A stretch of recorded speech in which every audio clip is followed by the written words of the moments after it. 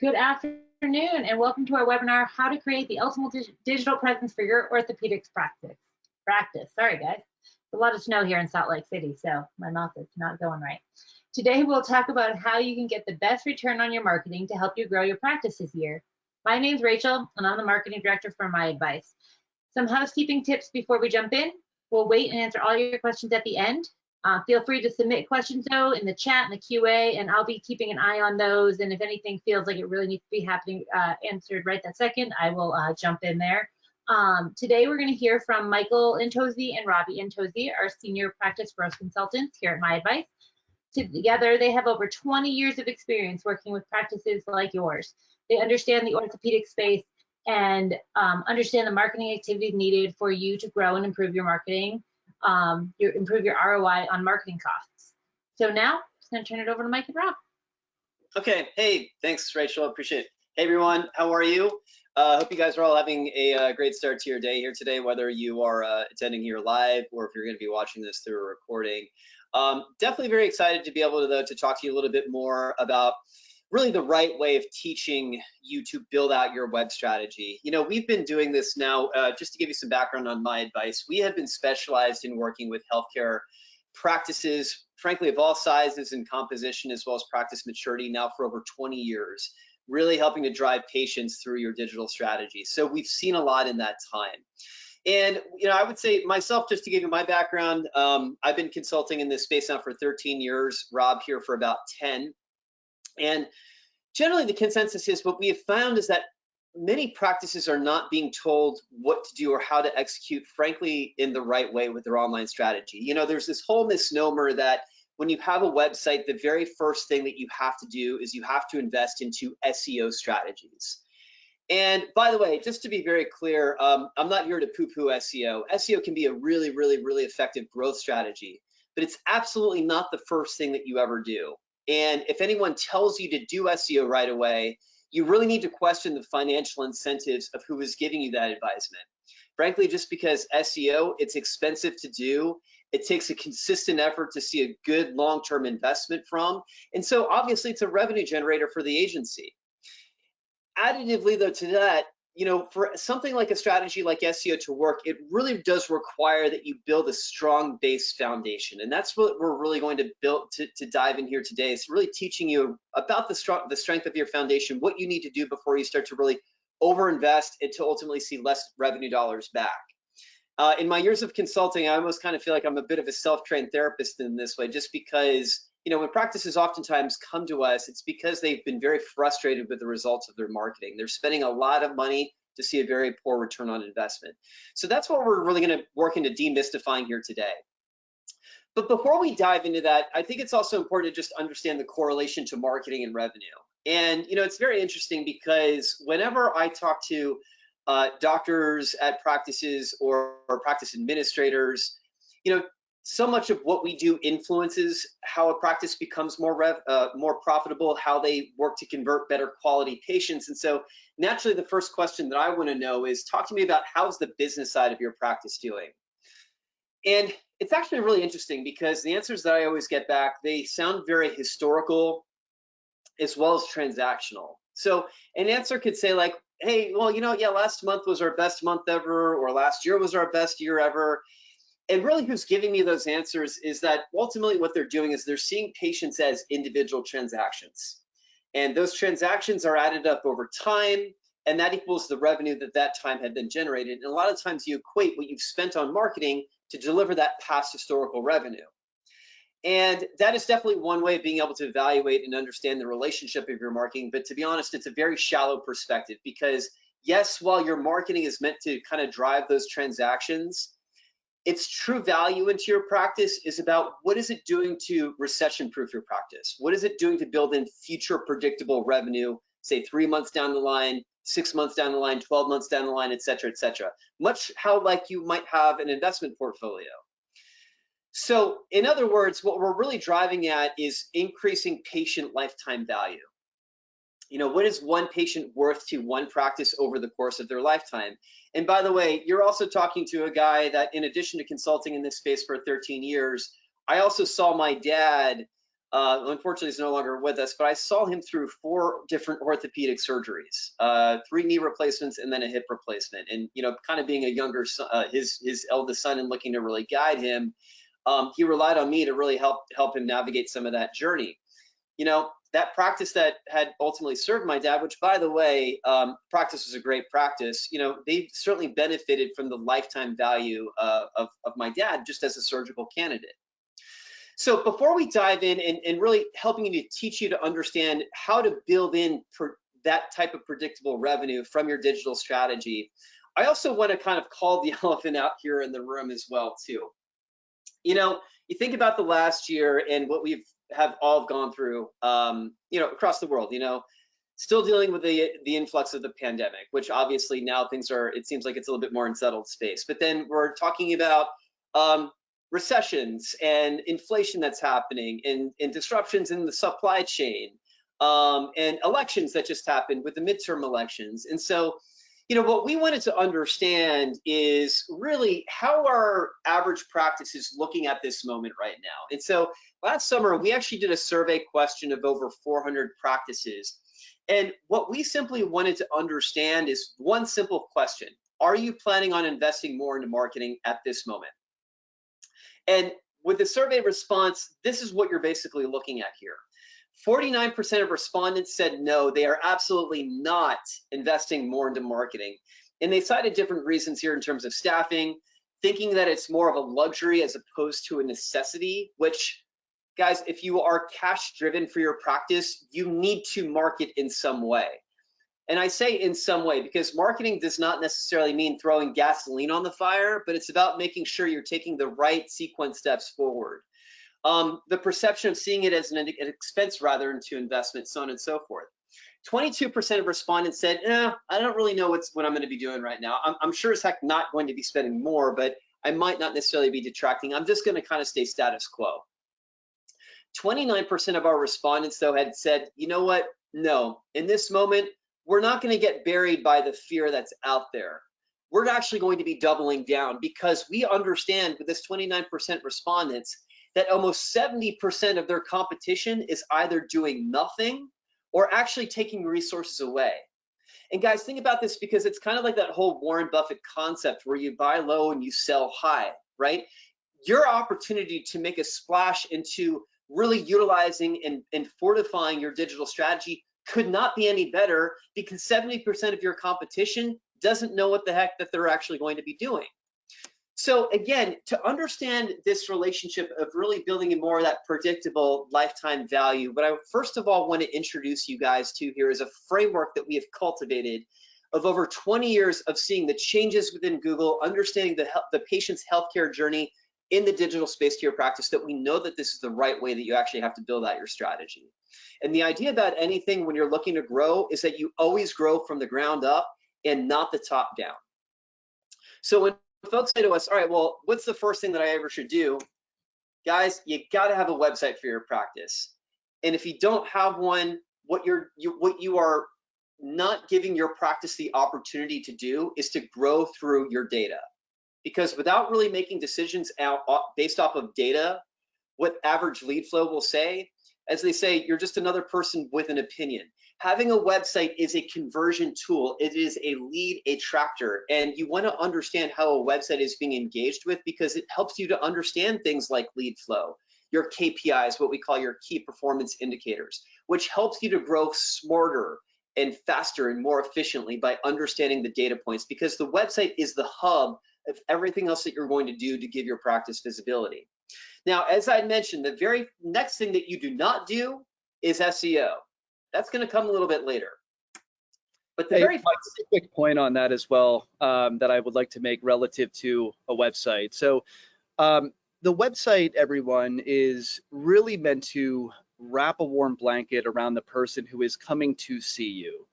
So in other words, when someone is getting referred over to your practice, when someone says, hey, you got to go to Dr. Slotkin, he's really good at what he does, the first thing that person is going to do is do a Google search for your particular practice. And the website, Michael's going to be hopping into this in just a little bit. The website is really that first impression that allows someone to feel how the experience might be after they come in and actually see you. So that is really the continuity that you're trying to create. I actually had this happen to me recently. Um, I'm actually headed to Hawaii in a couple of weeks here with my wife, and we started recently searching for dog boarding places where we can take our dogs to actually stay while we're in Hawaii. And I was evaluating what my localized options were because we've actually never boarded up our dogs before based upon their online presence. And if I landed on a website that just didn't feel good, that felt like, hey, I'm going to be sending my dogs over to a basement for the next 5 days to stay, I hopped right off. So this is how we are conditioned as consumers, conditioned as buyers, to really look at your website as this vehicle that either allows someone to feel like, hey, I found the place to go to, or they're going to hop off. So that's really the power. Absolutely, for sure. It's about absolutely, because that warm blanket of comfort, ultimately what it does is also creates more engagement and time spent on the site, which helps to understand more of that data points. That's a great point that Rob brought up. So anyway, going back to the proper sequencing of visibility, the very next thing that you have to do is you need to make sure that how what we call your practice's local citation data and how your business is being listed among what we call local directories is consistent and accurate. And guys, if you don't know what I just said there, don't worry about it. We're going to dive a little bit deeper into all these sequences as we proceed within this within the hour here. Now, the very next thing then that you ever have to do is you need to make sure then, once you have a great website and citations aligned, is what you're doing to drive reviews online, specifically Google reviews. And as Robbie had just mentioned, when people look you up, they're going to see a Google profile. And patients in today's age, oftentimes reviews are literally going to be the first impression that we even have of your practice before hitting your website, which is why you need to be generating great reviews consistently and often. Here's a key takeaway. Your review strategy is never, ever finished, specifically on Google as well as Facebook. This is a process that you're constantly engaged with doing and building out. Next is that you want to layer in really great, strong social media.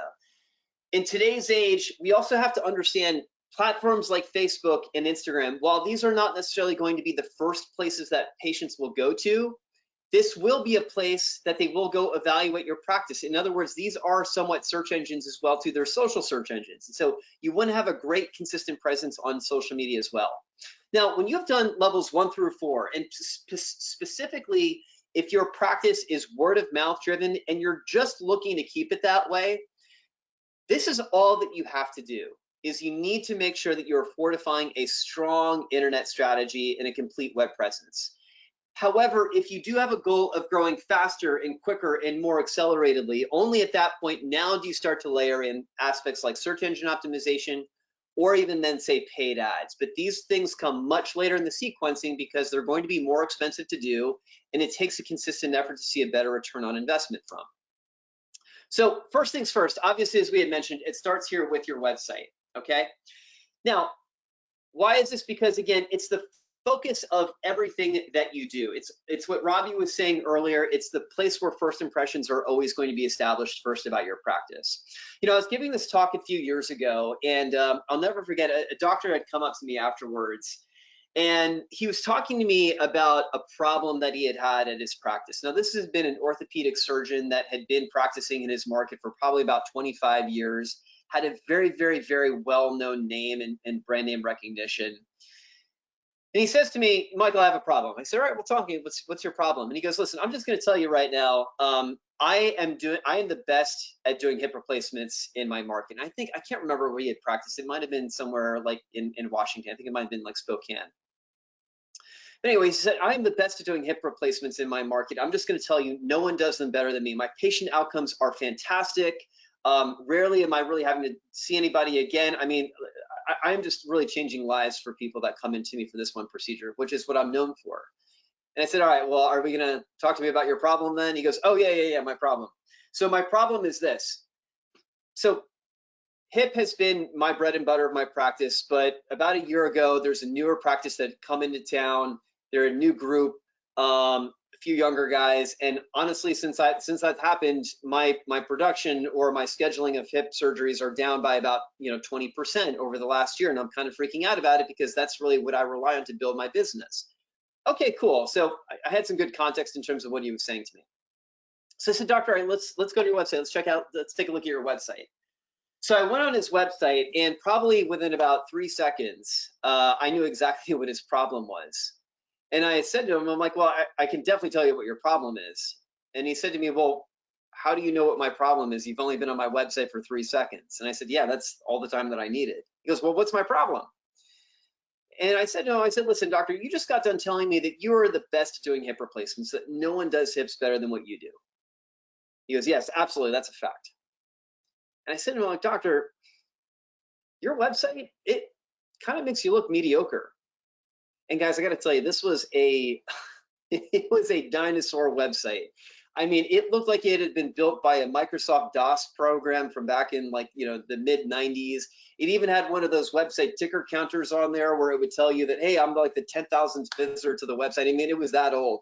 And I even said to him, I said, well, when's the last time you've ever been on your website? And he goes, I didn't even know this thing existed. So then I went to his competition's website, and the website, guys, was beautiful. To Robbie's point, it wrapped the patient up in that warm blanket of comfort. It had great imagery. It had a great video of, like, the providers and the surgeons talking about their practice. You could really feel their passion and how they want to care. And it was obvious as to what patients were gravitating towards. So there have been data studies on this, and patients make impressions about your practice not within 3 seconds, but 2.9 seconds. And within that time frame, they're making a decision, am I going to stay at this practice or am I going to go? And if they leave your website, they never become converted. All those years that you've spent building out your practice, going to med school, doing your fellowship, doing your residency, really building out your business can be tarnished by just having a very poor first impression. So what I'm going to do is I'm going to show everybody 6 websites on the next slide, okay? And you might want to think about this rhetorically. There's going to be websites 1, 2, 3 numbered across the top, 4, 5, 6 across the bottom. And what I want you to do is I want you to tell me, based off of your first impression, what is the practice that you're going to be going to? And I'm only going to give you that 2.9 seconds. All right, everyone get your eyes ready, and here we go.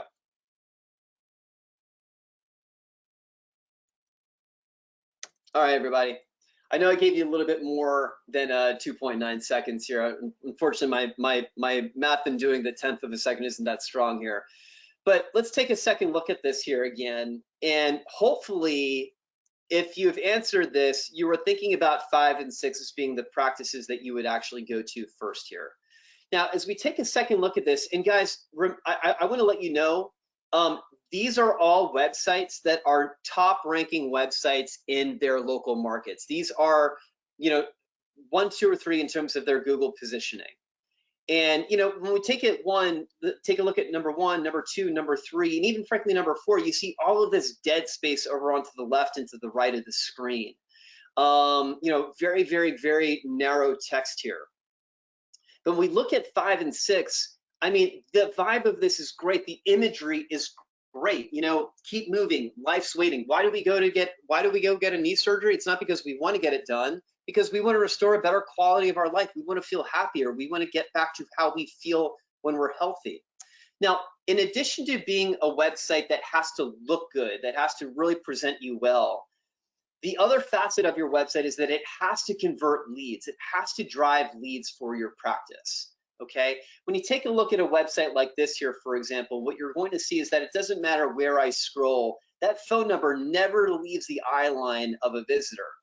When we consolidate a website down onto a smartphone, in today's age, you really have to build for the mobile experience first and the desktop experience secondly. Does your website feature things like mobile click to call? Because again, if we're on a smartphone, we probably need to give your practice a call. Are there integrations to, say, your social media? That's going to help you to build out more of your audience to increase more of that lifetime value. Even as your website ADA compliant, guys, I cannot tell you how important ADA compliancy is. And I'm not trying to toss any fear out here, but by not having an ADA compliant website, you are absolutely exposing your practice to litigation and financial risk by not having your website accessible for any persons with any ability or disability. So is there an easy way of adjusting the text size or adjusting the contrast to a website? You need to really focus and have all of these things in alignment when you're really building a website that is meant to produce more lead flow from your practice. And general website contractors will not know really how to do this. A lot of people can develop a website for you, but not many people are going to know how to do it in a right way, which is also too why you need to work with a company like a MyAdvice that really has been through the rigor and understands the flow and the trajectory and frankly the changes that have evolved within a digital strategy to make sure that you're operating your lead generation from your online strategy at its highest level. Just a quick point there as well, Mike. You made a lot of great points there. You know, the one thing that I want everyone to know who is in on this webinar today is if you have built out your website on your own through a program like a Wix, then please reach out to us. Programs that are out there, like do-it-yourself website programs, are never going to be able to convert leads at a really high level for you. As an example, a Wix website, that name might sound familiar to everyone here. A Wix website is not fully mobile responsive. So when you think about it and you have the majority of patients who are accessing your website directly from their smartphone, the majority of your visitors are coming to your website from a mobile device. And if a platform out there exists that is not fully mobile responsive, like a Wix website, then you run the risk of, again, having that patient maybe go somewhere else saying, hey, this website is not providing me with the best user experience. So I like the word that Michael used there, general website contractors. You could have anyone really, again, build you a website, but are they doing it the right way? Do they know your space really well? Do they have good content on orthopedic services and treatment options? All of these things really are very meaningful and move the needle when it comes down to patient acquisition, specifically in the orthopedic space. Yeah, Robbie, what Robbie was talking about with responsiveness, and let me just help to educate the group here a little bit in terms of what is a responsive website versus unresponsive. And so this is a practice that had recently been in touch with here, and this is a great practice, by the way. And if you happen to be in the Ohio area in Reynoldsburg, please go into Elite Walk-In Clinic. This is a brand new practice and really just kind of getting started here. But this is a Wix website, and if you take a look at this, you can see the CMS here, it says Wix. But what we're going to find here when we take a look at this website is that as I start to bring my browser's window in here, that things are going to eventually get cut off here. It's, in effect, it's not really adjusting itself to the screen size that it's launching around. You can see the text is being cut off right here. And this is a very important facet towards having a good converting website, because in addition to Google wants to see websites that are fully adaptive and fully responsive. And so to share with you even a website like this that we were on earlier, what you're going to see is as I start to consolidate my browser's window in here, that the entire framework always adapts itself to match the screen size here, right? The imagery is still staying within the frame of the screen here. The text is not going to be cut off. And so this is actually a facet that Google looks for when it also is trying to promote the websites that are built for search. And so this is why you need to make sure your website is fully responsive. This is something that we've been preaching forever now, but I mean, in responsive websites, they're not necessarily a new technology, but you'd be surprised at how many practices still have unresponsive websites. And so if your site is not built in that way, you really need to have that in addition to many of the other conversion elements we were talking about. Now, again, once we have a great website, what is it that you now do is you need to align your local listings and basically affirming that how your practice's NAP citation data and how your business is being listed among local directories is consistent and it's also accurate. Now, I know if you're watching this webinar, you probably have no idea what I just said to you, so let me break this down for you and just kind of set the dinner table.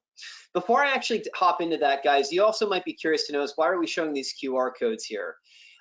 If you are watching this webinar, whether you're live or if it's done through a recording, if you have any questions or want to kind of take this conversation a little bit deeper, please do me a favor, take out your iPhone, and there's going to be some additional opportunities later on as we present this, but just scan this code with your iPhone. This will link directly to my calendar as well as Robbie's calendar, and we're certainly happy to pick up on the dialogue with you and just helping you to understand how your practice could be a little bit better positioned based off of what we just chatted about.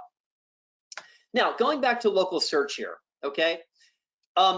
If I were to ask you, and just think about this rhetorically, you know, if I am a patient and if I am looking to try to find somebody that is, you know, in my dad's case, a hip surgeon or knee surgery or PRP injections, maybe I'm not necessarily ready to go down the surgical route yet. Where is it that I go to seek out who offers those services or who offers those procedures? Hopefully, the word that you're thinking of starts with a G, which is Google. And if you've answered Google, if you said Google, then congratulations, you've got the digital gold star. I'll pin that right there on your lapel. Google is what drives your practice's visibility. It doesn't matter if I'm searching for a service that you offer at your practice or if I'm just literally trying to find your practice or you as a doctor. I start that search journey by going to Google first. Now, some things about the Google infrastructure that are important to understand is that 1 in 2 searches is localized. So in other words, what that means is that it will coincide with the geographic location, or somebody searching something with a phraseology, and you probably do this all the time, is you search for something with a phraseology near me. Like, hey, Google, where is a Thai restaurant near me? Or where is a dry cleaners near me? We find this within orthopedic medicine, it is rife with near me searches. People want to know things like rotator cuff near me, Tommy John surgery near me, knee replacement near me, et cetera, et cetera. So if I am Google, what is it that I am looking for in a practice's digital strategy to say, you know what, patient, yes, this is a practice that you actually should go to check out and go to. Does it look at your website first? Mm-mm. Is it looking at your social media content? Doesn't look at that either. The very first thing that Google wants to see is what we call the consistency of your NAP data. So very simply put, NAP is an acronym for what's your practice's name, what's your address, and what's your phone number, and how this data is being listed among what we call local directories. Local directories, you can kind of think of these as being like micro search engines, okay? Now, there's over 60 of these profiles. And Google looks at all of these profiles to basically affirm, okay, is this a practice that we can trust to actually show as a local search result? And if there are a lot of inaccuracies or inconsistencies with that data, what that ultimately means is that Google trusts you much less.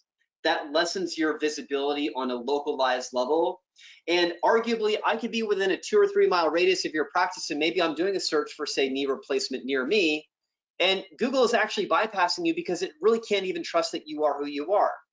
Now, I want to thank the Brevard Orthopedic Specialists as well, and sorry if I mispronounced that name, as well as Worcester Orthopedic and Sports Medicine Center. You guys, I appreciate you kind of, serving yourselves up as volunteers here. But what I'm sharing with you are each of these practices' citation reports here, okay? And by the way, guys, just so you know, I'm not picking on these practices. This is a problem that I would say 95% of our practices, when we start to work with them, come in contact with. It's a very common problem, okay? But if we take a look at this business listing here, what it's now basically telling me is that, well, the name of this practice is not Brevard Orthopedic Specialist, but it's actually also called Allison Wade, MD. Or according to, say, Show Me Local here, it's actually not even indexing the name of the practice. It's just saying that, no, the name of the practice is called Allison M. Wade, MD. And we can kind of see there's a lot of, kind of not listings being found here. We're also kind of seeing a similar commonality here with Worcester Orthopedic and Sports Medicine Center. For example, if we take a look at YP.com here, it's aggregating that the title of the business is called Dr. It happens to be also podiatrist, Peter Highlander. Or say one of their PAs who is Thomas Janus. Now, why do we see these errors? And this is a very important part to understanding this. These errors that we're seeing right now, these are permanent errors. These errors will never, ever, ever leave your practice. And it's because of what sources this misinformation and then aggregates that to these local profiles. And that's what we call data aggregators. So what are data aggregators? Well, there's a lot of different types of data aggregators. Common ones are things like credit card files, government records, leasing agreements. So once there is misinformation out there about a business entity, you can never scrub that away from the internet. Okay, that's a constant cycle of misinformation that's being picked up and then redistributed to these local profiles. So addressing this problem is not what we call citation fixing, because again, if there was just one bad source of data, there's one place to override, it would be very easy for us to then just correct that. But because misinformation comes from many different places that you never can truly control, what you need to do is you can manage that or mitigate these inaccuracies by having a tool or a process in place. Okay, so when we start to work with a practice, the first tool that we will ever integrate is a tool that is called Local Power. Okay, this is a very affordable tool. This is priced a tool that we offer. It's priced at $199 per month. But basically, what Local Power does, it's an integration. In the technical world, we call it an API, and it syncs into your Google Business Profile, and it basically will do two things. Number one is that when you turn the system on, it will suppress that bad data. It's almost like the equivalent of creating these digital walls that, while that cycle of misinformation from data aggregators never stops being distributed, now what we have here is a big old lineman in there. It's like a big wall that prohibits that misinformation really from reaching these local profiles. So that's number one in this process. The second thing that Local Power does is it pushes forward the clean and the accurate business listing information to all of these local profiles. And by the way, guys, that's not just simply limiting to the right name, address, and phone number, but it's also telling all of these directories, hey, these are all the office hours that I keep. These are all the surgeries or the procedures that we specialize in. These are the payments or the insurances that we may or we may not accept. It's really complete business listing management. When you're able to fortify that, however, number one, it is addressing a problem to your visibility strategy, and secondly, because of that, it helps to drive leads from your local citation strategy. You have to think local before you start to think global, which is really more about what SEO is all about. Now, I will tell you this, guys.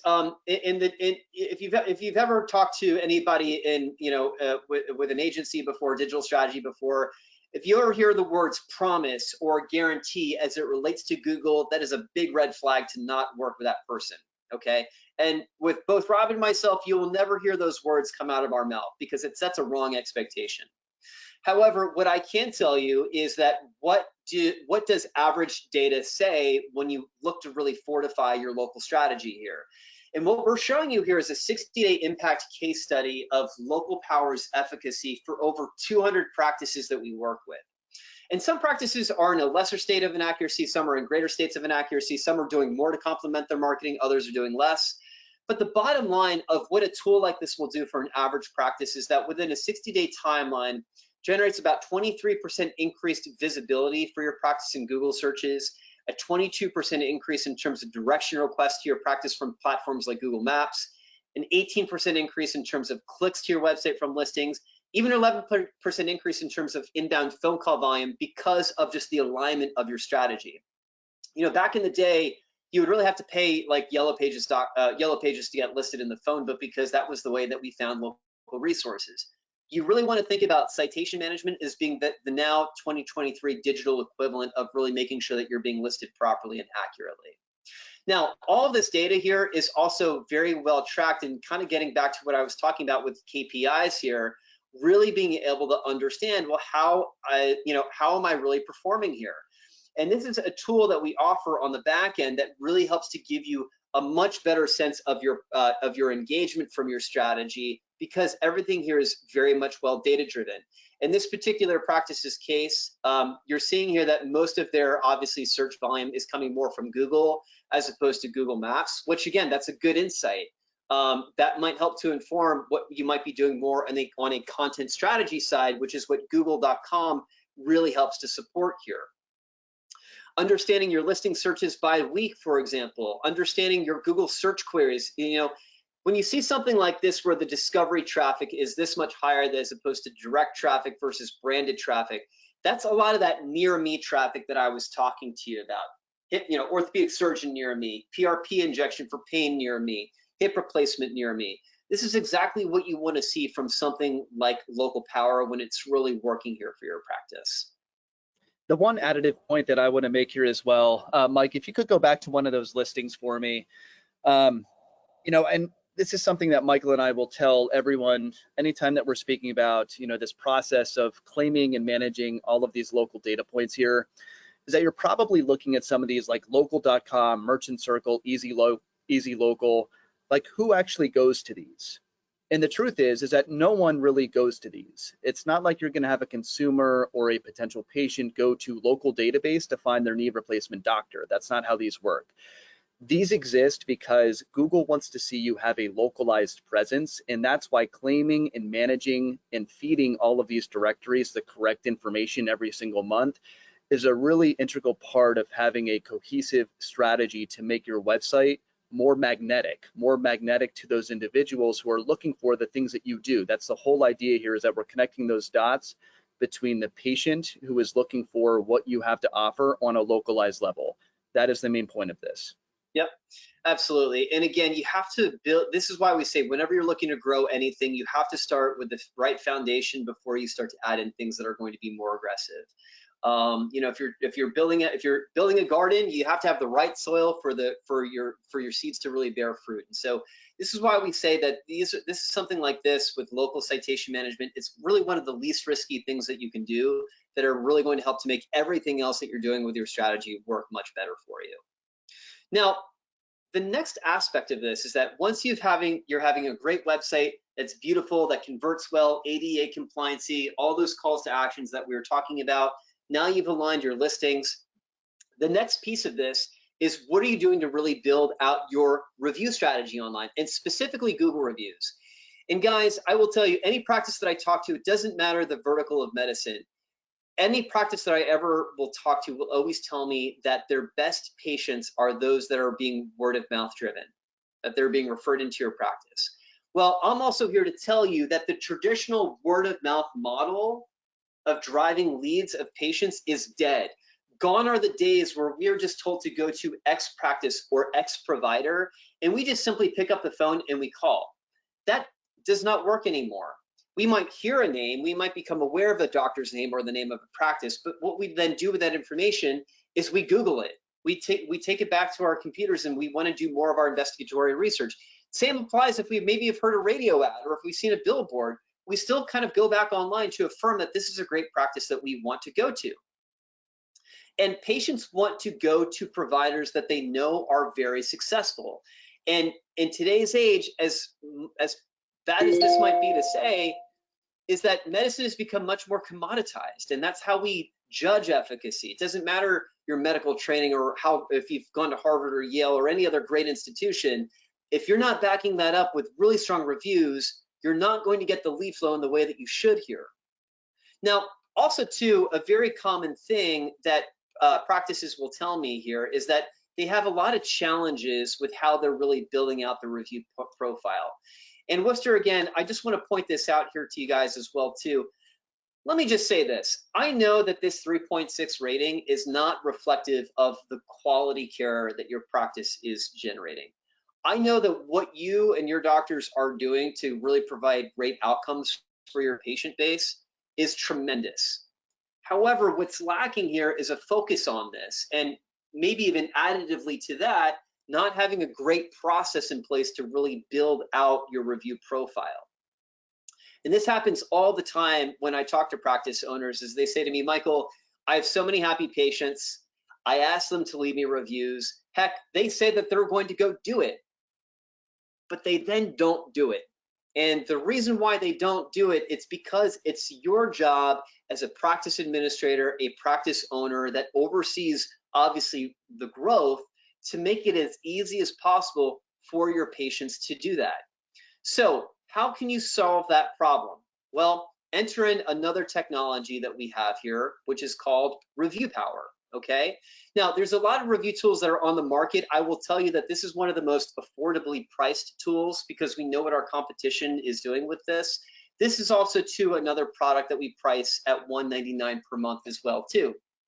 Now, what Local Power basically is, Review Power It's an integration that syncs into a practice's Google business profile. And it basically is going to do two different things. Actually, sorry guys, let me just kind of refresh my screen here. I'm going to share this here with you.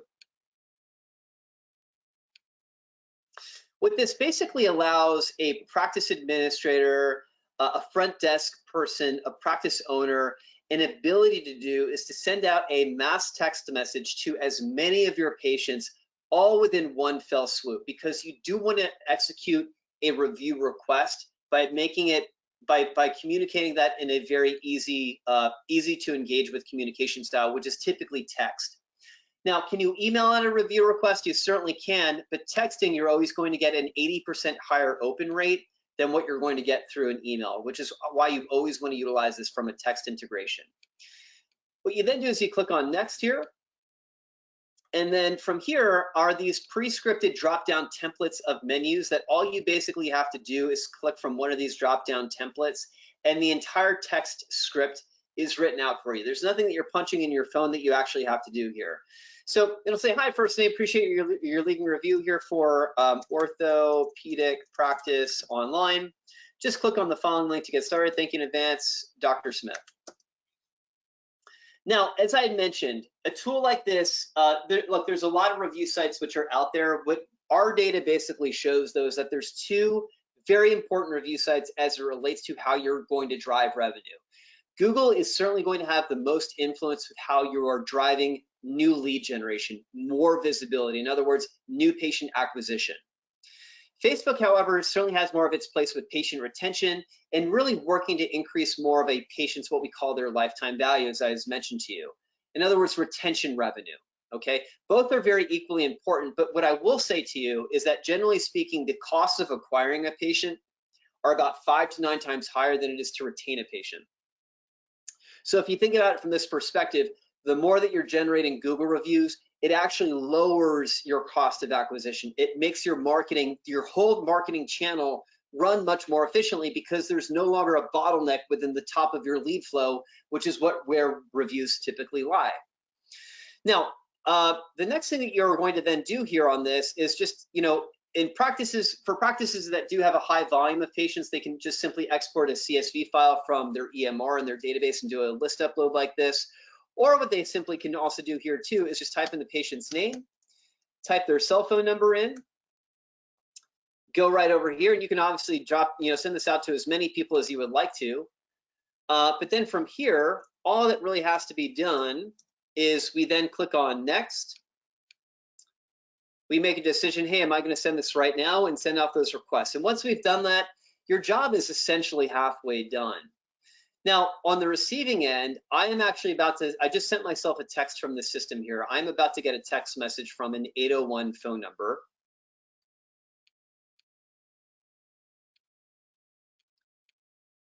And as we take a look at this here, you can see that, oh, hey, Michael, it's from the Orthopedic Practice Online. It's from Dr. Smith here. Everything that I just typed in, it's addressed to me in a very specific way. And here's where the ease of this is. You want to make it very easy for patients because it's a two-step process of just simply clicking on a link. It takes the patient to a landing page where this will be your branding, your logo, but then these are your direct integrations with Google and Facebook.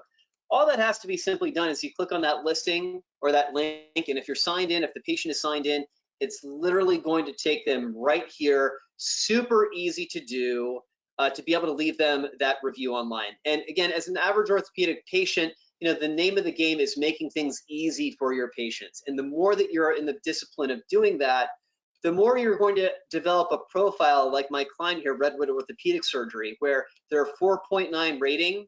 They have 327 Google reviews. And it's specifically when we even sort to the newest here, you can see the consistency here, this newness, this newness, this newness. By the way, guys, if a review is aged less than 4 weeks, Google will assign it this flag.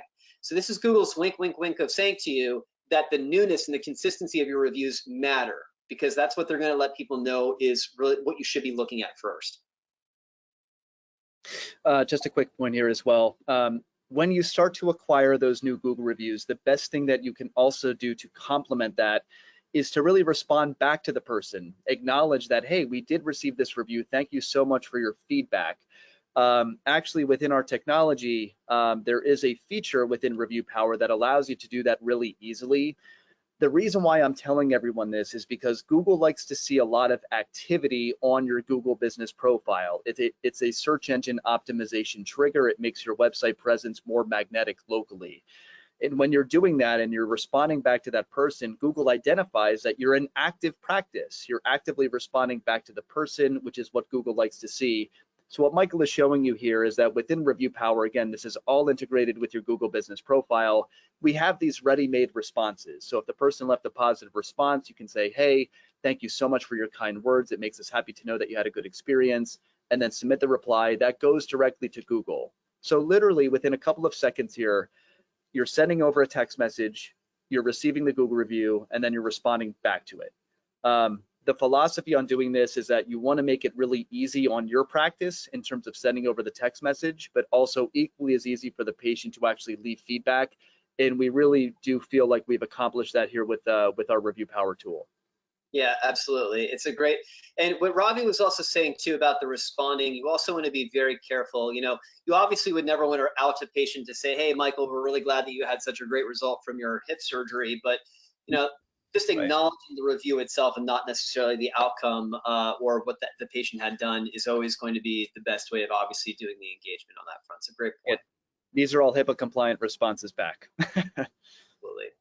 So the next piece of this that we're also then going to layer in here is now what you're now doing to keep your social strategy alive and to doing it very consistently.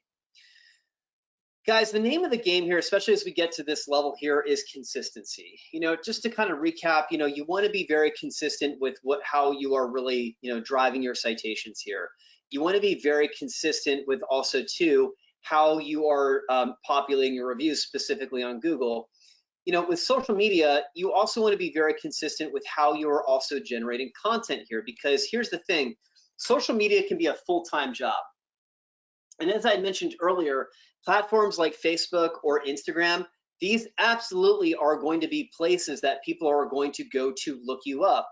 You know, one of the best surgeons that I've met that's doing social media really, really well, he's not a client of mine, but I just have to tip my hat to him, is Dr. Peter DeNoble here. I mean, really, really good with the quality of his content. He does a great job of wanting to really educate his audience here.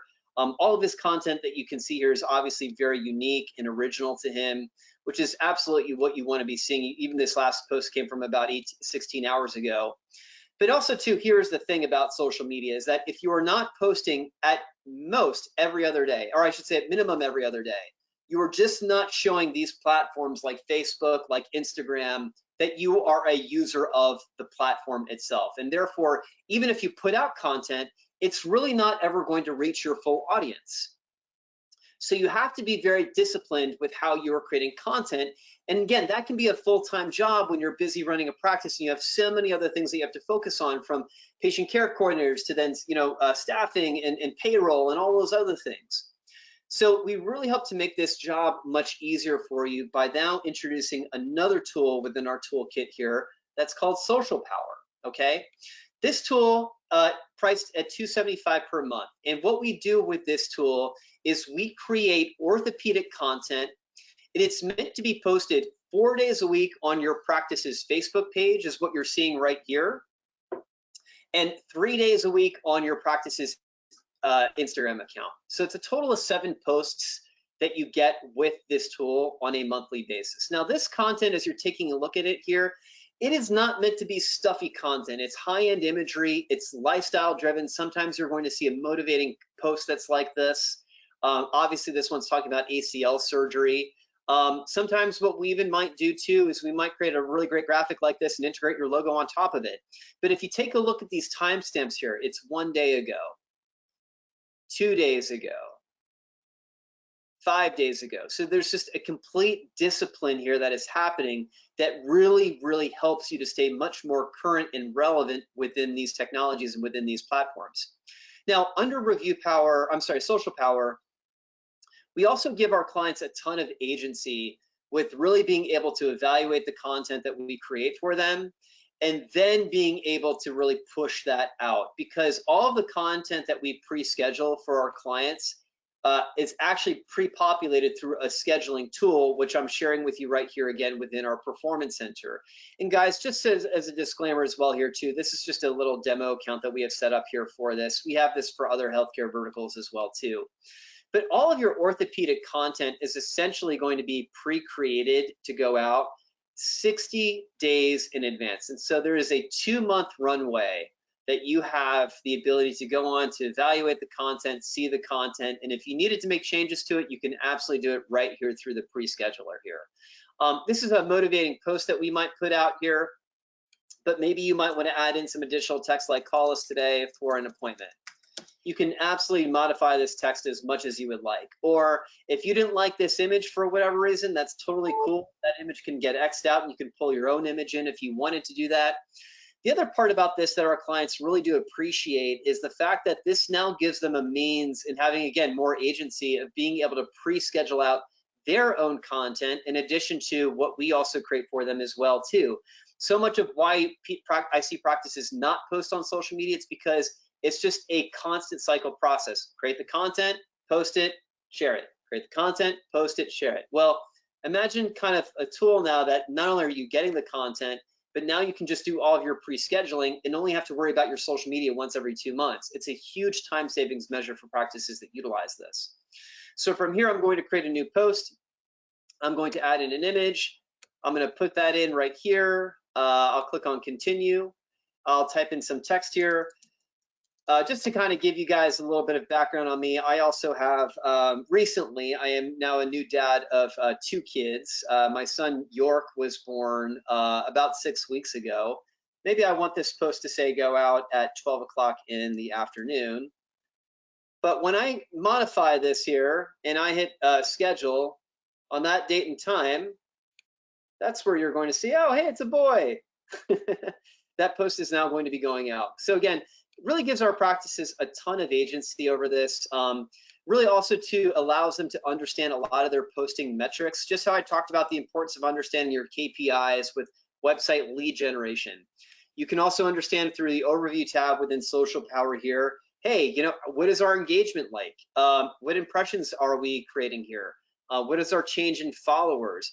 Again, guys, this is not linked into a live account here, but this is, you know, the more obviously this is linked into a live account and you have a good audience here, it's really going to help you to become much better at your own social media game. Yeah, the name of the game here with something like Social Power, again, our platform is really helping a practice with consistency more than anything else. What we love to see in conjunction with what we provide is your own original content. So that profile that Michael was showing you of the doctor in New Jersey who's posting original content, that's great stuff. And truthfully, that type of content is always going to move the needle a little bit more than anything that we provide.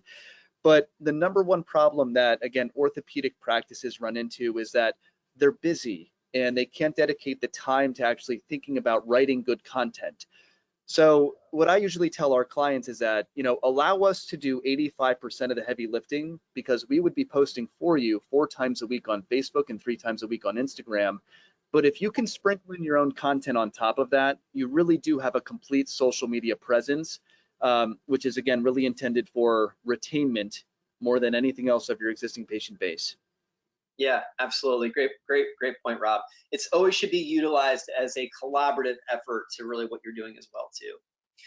Now, guys, finally, if you've been engaged with the digital strategy and you've been doing this for a long time, now we finally land into the arena of search engine optimization. Because again, in order for content strategies like SEO to work, it requires this whole base of everything that we've talked about, from your citations to your reviews and so on and so forth. But it's also important to understand what SEO actively is, because the first thing that it is that it's a collaborative effort between you and your agency that you're working with. And it always is predicated around content strategies. What SEO is not is, and I should say this is a form of SEO, but very simply put, if I'm just doing a search for, say, orthopedic surgeon near me, that's typically where a lot of your local citations will come into play and why you need to, again, fortify that as a strategy. However, if I go to, say, like this website here with Dr. Albert, and what I'm trying to understand here is cervical disc replacement here, and maybe I'm just kind of curious to know, like, all right, well, where is my cervical disc, or what is a herniated disc, or am I a candidate to having this service or this procedure done? In other words, what are the common questions that your patients are always asking you? Those questions and queries need to be answered onto your website. And this is why you really always need to be looking at your SEO strategy as a collaborative effort between you and the agency that you're working with. Not to say that, especially if you're spending a lot on SEO dollars, that, the company that you're working with should be doing a lot of the heavy lifting, but you also have to understand, without having your participation in this, it's not going to work. If your company is not feeding you ideas or saying to you, you know what, hey, Dr. Albert, what are your top questions that you're getting here on, say, cervical disc replacement, if this is a service that you're trying to be found for more? We need to really get more of that content onto the page here, because what Local Power is not going to do is optimize your website when people are doing a search for, say, hey, am I a candidate for this specific surgery in, say, New York City? That's typically why you really want to have good, strong content onto your website. And the best gift that you can give yourself is fresh, original, unique content that literally is your words onto the page of the website. Now, for us, when we work with our practices, we have different ways of being able to really execute that. One of the things that we would like to do for our practices is that we'll actually tell you, every doctor is used to basically dictating his or her notes into a voice recording application. We might say, hey, listen, what are your top questions you're getting asked on lumbar surgery or cervical disc? Write those questions down and literally just talk into your phone like you're talking to a patient. What we typically do with the hour of time that we build into a package is we actually will transcribe that data for you, put that onto the page. Now what we have is fresh, original, unique content that literally is your voice, that is going to help you to reach not just a kind of a near me searcher, but somebody that really wants to know more nuanced, specific things about a surgery or a service. Myself, I'm a 38-year-old guy. I'm going to be 39 in a few months. With 2 kids, I'm, kind of feeling a little bit sluggish in my later 30s here. I'm starting to think about hormone therapy versus peptides. And, a common question I might ask Google is, hey, Google, what's the difference between hormone therapy versus peptides? It's a better quality search, and one that might be more invested into getting that service done. They're further along within their decision-making process. They're less price sensitive. They're more wanting to take action. And that's also too really where your content strategy can really help to make your practice much more profitable, as well as broaden the reach of more specific searchers that are really trying to actively seek out the things that you offer your practice. The last thing here, guys, that we're then going to get into here, and is really what we're talking about with paid search. Okay, now paid search, it's also like SEO or organic search, but rather than your practice attaining visibility as a function of the content, the organic results, all those other things that I've talked to you about, it's about jumping through the line. It's about, hey, we are trying to get found for a very specific service, a very specific procedure, because we're trying to get to the top of search results for that. And essentially that's where your paid ads are going to come into play. Now, there's kind of this misnomer here that patients do not click on ads. And I can tell you that is absolutely false. What we typically will see, though, is that a failure point with your paid ad campaign, first of all, the reason why this is at the top of your pyramid is because this is the last thing that you ever implement once you do levels 1 through 5, because it does really require that you have the right sequence of steps in place. But also, too, you want to be very specific with the type of patient that you're trying to convert. It would be a very poor idea to run an ad campaign on orthopedic surgeon, because that can mean anything. Well, what is it that you need? Is it hand and wrist? Is it elbow? Is it knee? Is it shoulder? What you're really trying to get more cases for or convert more revenue dollars for, you want to be very, very, very specific with running ad campaigns around those particular keywords or phrases. That way you can really reach a person that knows what they want to buy. Additively, though, to that, though, you want to make sure you're doing it also, too, in the right sequence of ways. If I kind of go back here to our example with Worcester Orthopedic and Sports Medicine, if this practice wanted to run an ad campaign, I think it could be a good idea, but the concern that I really would have is that they would be spending a lot of ad dollars and seeing, clicks to their website, but maybe not really getting the calls. And a detracting factor to that could be, again, a review strategy that really needs to be worked on more before they start to think about higher level things. But again, it could be a very, very, very effective way of really being able to generate much more visibility for your practice, obviously from your digital strategy. So guys, this is the whole framework, and this is obviously what we've talked to you about here today, and the right way of really being able to build this out. I would encourage you, if you are, again, in a position where you are just, wanting some guidance and knowing that, listen, what you've been doing, your way of approaching the work has not been effective, Rob and I would love to have a conversation with you here. I'm sharing with you our pricing guide that's here. One of the things that I would say is a very unique model about MyAdvice is that, first and foremost, you can know that we're very much a growth-oriented philosophy company. We're not here to oversell. We're here to really fortify and to help you to grow in the right ways. For some practices that we work with, we might only do something like local power or like review power. Others, they might need a more complete package. This is our standard pricing guide that you're seeing here on an a la carte basis. But what we're actually offering here through AAOE registrants through the end of this month is really a nice package incentive where if you're needing a new website and needing all these other components of things of what we offer here, things like local power, review power, social power, even SEO, we really have some really tremendous discounts through a package-based solution here that Rob and I would really like to talk to you about here. So again, if your practice is in a position where it's trying to grow, you've not really received a lot of the great guidance, I just don't want, I don't want to just leave you with my messaging here saying how great we are. I really want to hear you have one of my other clients, Dwayne, who is actually a practice administrator at a practice that we work with in Maryland, talk really about his partnership that he's established here with MyAdvice.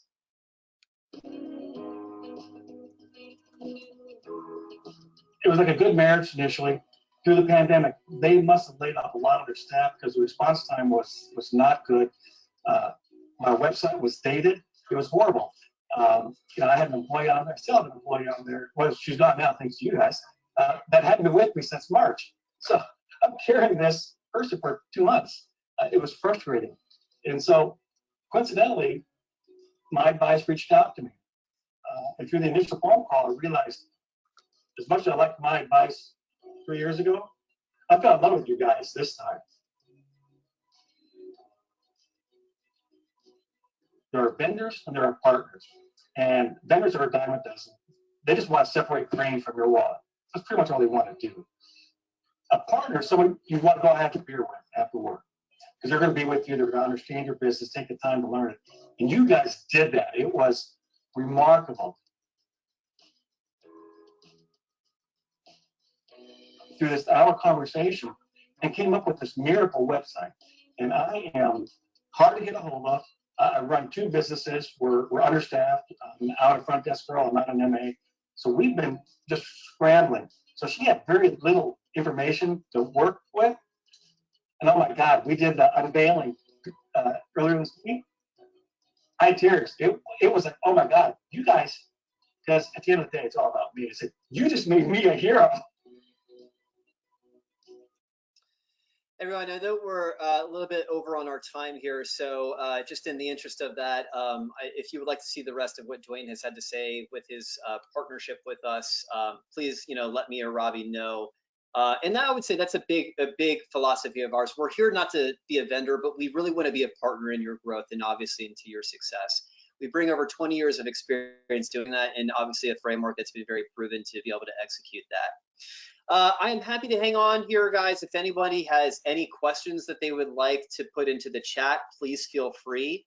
If not, I would encourage you just to scan this QR code with your phone if you would like to set up some time with Robbie and I, but I'm happy to hang on here for a few more minutes. Thanks, Mike. We do have one question, and I'll have you respond to her separately as well. I think she had to drop off.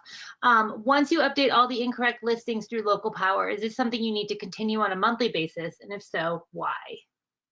Yeah, so again, it's a very common question that gets posed. And so keep in mind kind of what I'd said earlier, and this is kind of an important part to understanding citations, is that those inaccuracies will never go away because ultimately that misinformation comes from sources of data which you can't ever control and you can't override. So data aggregators, credit card files, government records, leasing agreements, if you've established an LLC, those are all means of putting out information into the public domain. And so once that's out there, that information gets picked up and then redirected or redistributed to these local directories. So that's why we say managing that, addressing that problem is not what we call citation fixing, because heck, if there's only just one source of bad data and that controlled everything and we could override that, yeah, it would probably be a very easy thing to fix. But because misinformation comes from many, many, many different sources, that's why you really have to introduce a process or a tool in place, which is what local power does. And so it suppresses that bad data, it keeps it suppressed. If a tool like that ever turns off, all that you're doing is you're suppressing that bad data. You know, those walls will then get released. That misinformation would then continue to to exist on, you know, different types of internet bots to get sent to those local profiles, which is really why you need a process in place. If you would like to deepen that question or deepen that answer a little bit more, again, I would just encourage you to feel free to scan that QR code and we can certainly talk about that more one-on-one. Thanks, Mike. That's all that's in the chat right now. So I think we can wrap up since we're a few minutes over. Okay, cool. All right, everybody. Well, hey, thank you so much for your time. Wish you the best as we kind of wrap up Q1 and going into Q2 of this year. Take care. Thanks, all.